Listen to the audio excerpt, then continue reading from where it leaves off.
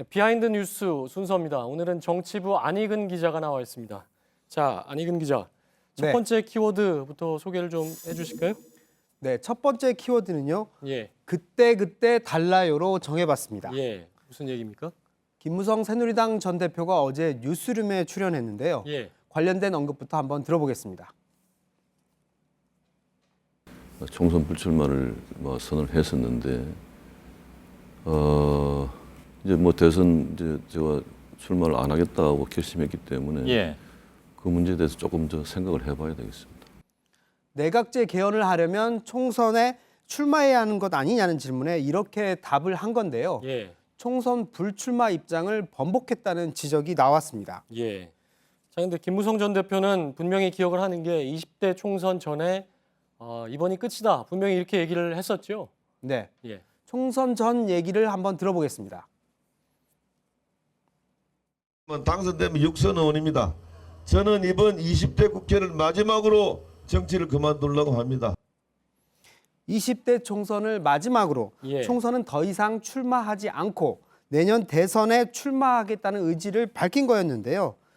대선 불출마 선언을 하면서 좀 상황이 꼬인 셈이 됐습니다. 예, 김 전 대표가 내각제든 분권형이든 개헌을 추진하겠다는 건 곧 총선에 도전하겠다는 얘기가 되는데요.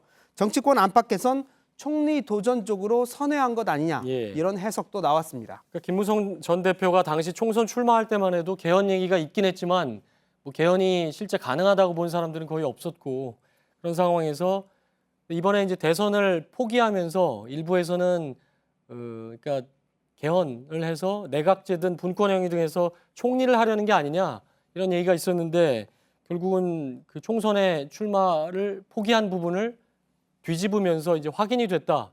뭐 이런 얘기로 정리가 될 수 있겠죠. 네, 현재 흐름은 이제 그런 방향으로 가고 있고 예. 그런 해석이 나오고 있는 예, 겁니다. 그런 지적이 나왔는데 마침 또 그 총선 불출마를 이제 뒤집으면서 이제 다시 그런 얘기가 커지고 있는 상황인 것 같네요.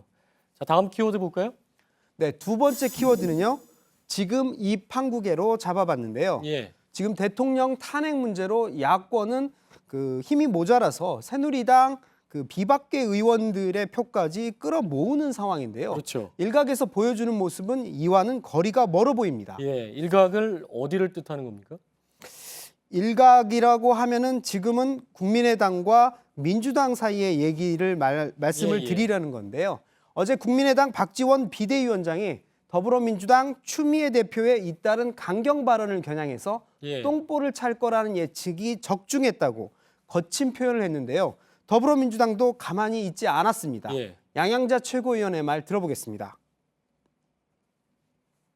박지원 대표님 왼손은 야권과 잡고 있지만 오른손은 박근혜 정권의 부역자들과 잡고 싶은 것은 아닌지 의심됩니다. 예, 근데 일단 보면 추미애 대표를 굉장히 과격한 말로 비난했던 박지원 위원장 네. 그리고 양향자 최고위원이 이제 주고받는 모양새인데 네. 그 왜 그런지부터 정리를 좀 해야 될 것 같은데요.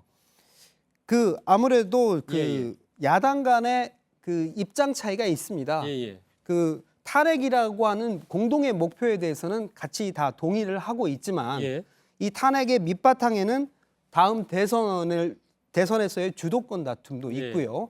그리고 그 민주당 입장에서는 그 국민의당이 자칫 새누리당 비박계와 함께 제3지대, 제4지대로 나가서 정계 개편을 시도하려는 거 아니냐. 예. 이런 의심을 계속 깔고 있기 때문에 이런 입장 차가 드러나는 거고 그 탄핵을 앞둔 상황에서도 이런 입장 차가 조금씩 보이고 있는 겁니다. 예. 지금 안익은 기자는 더불어민주당과 국민의당 얘기를 했지만 네. 더불어민주당 내부에서도 사실 추미애 대표가 저번 이제 영수회담을 갑자기 제안을 했다가 철회를 한다든지 그러면서 본인 이미지도 이제 굉장히 구겼다. 체면도 구겼지만 그 야당에도 탄핵 정국에서 굉장한 데미지가 됐다 이런 얘기들이 더불어민주당 내부에서도 나오고 있지 않습니까? 네. 추미애 대표와 우상호 원내대표 간의 신경전 얘기가 조금씩 많이 나왔는데요. 예. 추 대표가 최근에 김무성 새누리당 전 대표를 부역자로 지칭을 하고 예. 청와대를 단수할지 모른다, 물을 끊을지 모른다는 얘기죠. 이렇게 자극적인 발언을 해 논란이 됐는데 예. 그 때문인지 우상호 원내대표는 오늘 의원총회에서 아예 모두 발언을 하지 않았고요. 예. 끝나고도 탄핵에 집중하기 위해 앞으로 말수를 줄이겠다.